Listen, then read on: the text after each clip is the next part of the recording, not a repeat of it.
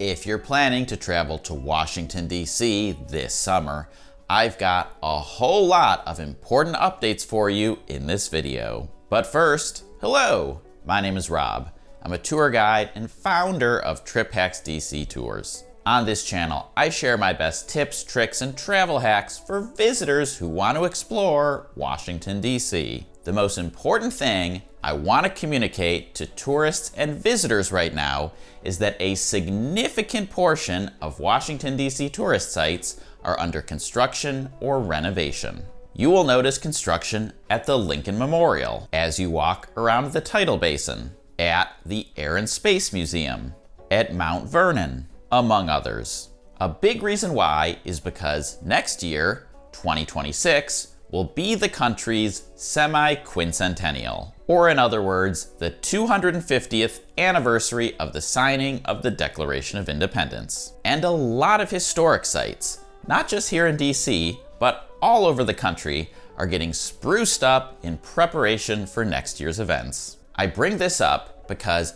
I have given several tours already this year where my guests arrived on the National Mall and they did not know, for example, that the Lincoln Memorial would be under renovation. We still go see Lincoln, up the steps and inside the chamber, but it is important for me to bring this up because I believe expectations management is extremely important for any trip. The same goes for the National Air and Space Museum. The museum itself is open, but when you go, you'll notice many of the exhibits are not open. My understanding is that the plan is to incrementally open exhibits at the Air and Space Museum over the next year or so. But if you're coming this summer, just know not everything will be ready. Speaking of Smithsonian museums, 3 of them require timed passes this summer: the Air and Space Museum, the National Museum of African American History and Culture, and the National Zoo.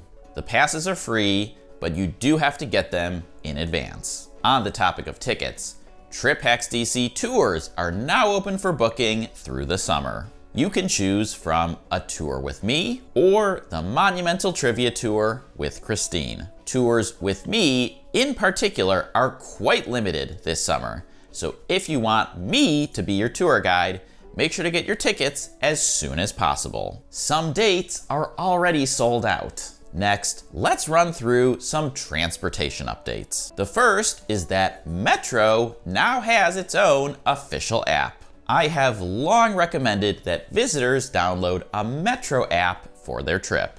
But historically, these were all third-party apps with varying levels of reliability. To be honest, this new official app literally just came out hours before I started recording, so I haven't even had enough time to try it myself. But I do plan on making some updated Metro videos this year, and I will include this information, so make sure you're subscribed to the channel if you aren't already so you don't miss those. Open payments will hopefully be available on Metro soon. Currently, to ride Metro, you need to buy a Smart Trip card.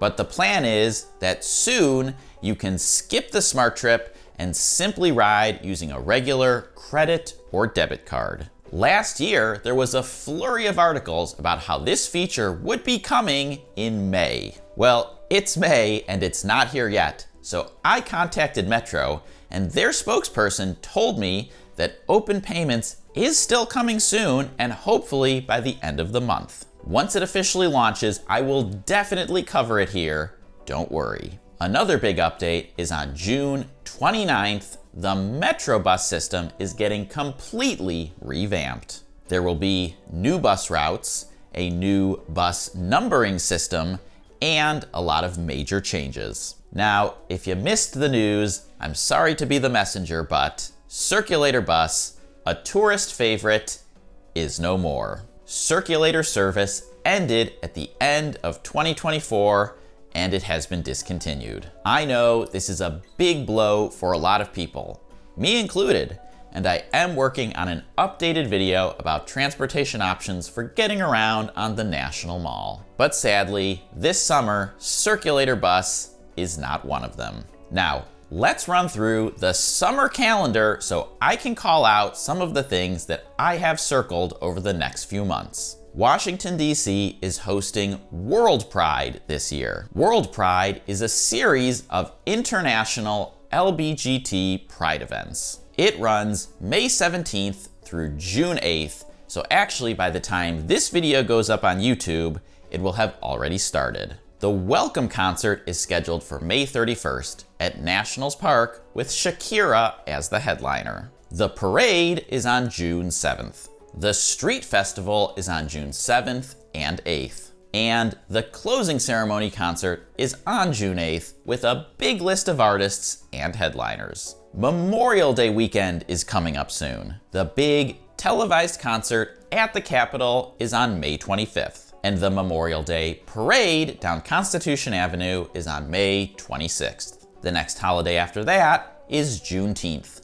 which this year falls on a Thursday. When national holidays fall on a Thursday, a lot of people tend to take the next day off work and make it a long weekend. So I do expect that weekend to be fairly busy. The Smithsonian Folklife Festival is scheduled for July 2nd through 7th. This year's theme is youth and the future of culture, which is different and interesting. The 4th of July falls on a Friday this year. And whenever the 4th falls on a weekend like this, it tends to feel like it's a bit rowdier and busier than when it falls on a weekday. So keep that vibe in mind if you're planning on coming for the holiday. A bunch of exciting sporting events are happening this summer in DC. Audi Field is hosting 3 group stage matches for the FIFA Club World Cup this June. It's also hosting the US Women's National Soccer Team versus Canada on July 2nd,